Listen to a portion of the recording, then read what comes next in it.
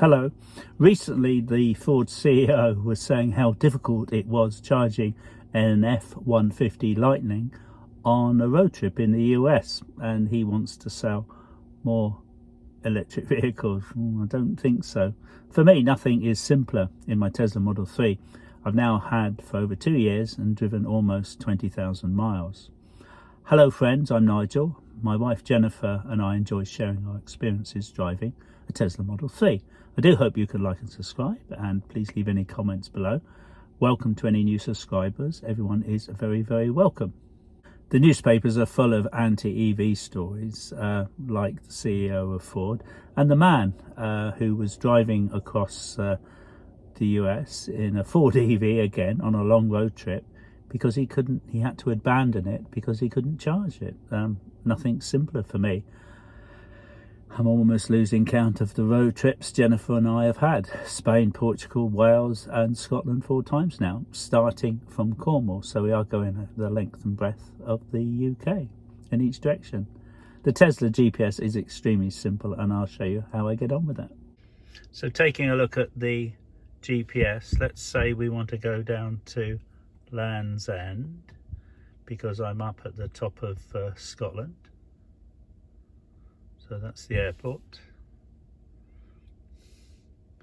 It simply shows us all the superchargers we have on the way: Inverness, Perth, T-Bay, Hilton, Exeter. And if we want to take a look at each individual one, there's 4 stalls available at Inverness. Out of 6, 1 is not working. That's quite unusual. Currently it'll cost us 36p kilowatt hour to charge. It'll be a bit dearer later at 47, and it's telling you here that it's in a car park. I've been there a number of times before, and you take a ticket, and when you get out you put the ticket in, and normally there's no issues, you're let straight out. But there is actually this one, you have to walk across the road, and there's a very nice coffee shop there, which is pretty good. I've been in this one 2 o'clock in the morning. There's also further, if we look further down, there's Perth, again 8 stalls available out of 12. Then down to T-Bay, 12 stalls available, and 12 it looks like it. And then further down, Hilton Park southbound, 12 stalls currently available. And then at Exeter, 32 stalls available. Wow, they've really got a lot of stalls there. And then we'd end up at Land's End. And obviously information changes as you're driving. You know, you might get held up, or you might find yourself doing a much better speed, but all the information is there. And if you, for instance, you might feel that's too far, you want to stop before, you can take a look and see what other superchargers there are. Now this one's Abington. It's temporarily closed because they're having some new the much better, faster superchargers. But there's also this one here. You could Euro Central, I've been there, 3 stalls available out of 12. And also there's Gretna Green. They've only got 4 stalls. It does get quite busy up, and so you can see all the rest of the Tesla superchargers in the country if you don't particularly want to go to the ones they suggest, like at Bristol or wherever.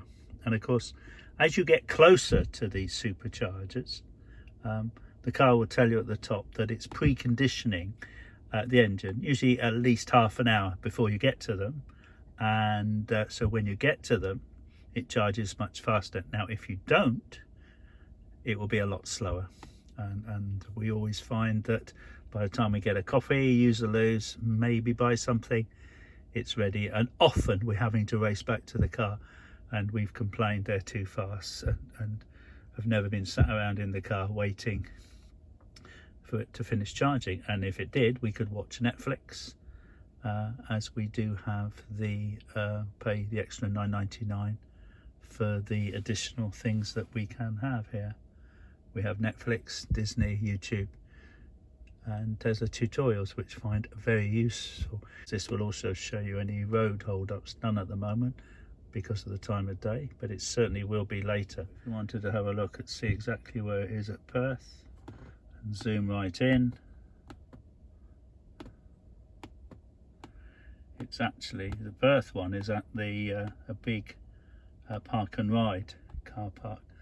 Loads and loads of parking, and lots of new superchargers going in, not just Tesla but all sorts. This is quite an old photo because they've now put in solar panels and improved it, and have improved it quite a bit. Some people also say that electricity mostly comes from coal and gas, and refer to the Tesla supercharger site in Texas powered by diesel, which sounds ridiculous considering renewable energy is so readily available. It's not rocket science anymore, it's everywhere. And 20-30 years ago it was very expensive, but now the price has come down considerably. Now, much of my EV charging is done in Cornwall and Scotland, who both are self-sufficient in wind and solar energy, and they also export a lot of it to other places, and civilized places around the world are converting to more renewable energy, which is fantastic. Now, the majority of comments here are from EV drivers who would not go back to gas.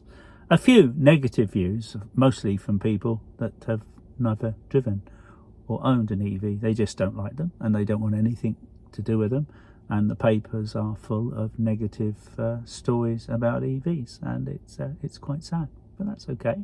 It just means that people like me not have queues at the superchargers. And on that matter of queues at charging, I pretty much very seldom had to wait. But if you go at the busy times, then you may have to wait, you know, when the roads are busy, and we all know those times, and certain times of the year, school holidays, that kind of thing. Roads are busy, airports are busy, and guess what? Superchargers are busy, you know. So I always do my utmost to try and avoid those times when I can. Okay, it may be easier because I'm retired, but you can still manage your trip a certain amount to try and avoid those busier times if you can. Take the opportunity to fill up our electricity when it is quieter, even if you don't actually need it. You can do that, stretch your legs, go to Lew's, get a coffee. So simple. But what do you think? Are you considering buying an EV but have concerns? Please leave any comments below, and any experiences you have if you have an EV.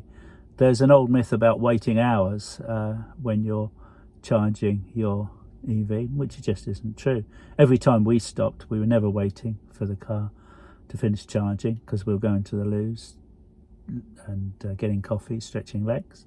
A number of times I had to rush back to the car to move the car as it had finished charging. So, you know, I certainly could never go back. And if anyone should be stuck in the past, it's definitely me. I've been driving 50 years, I'm 70. And I never used to tell people that until I got to the age, but I don't know, I tell them now. I say, are you really? Yes, I am, and I'm going deaf. But, you know, that's life, isn't it? But I would definitely never go back.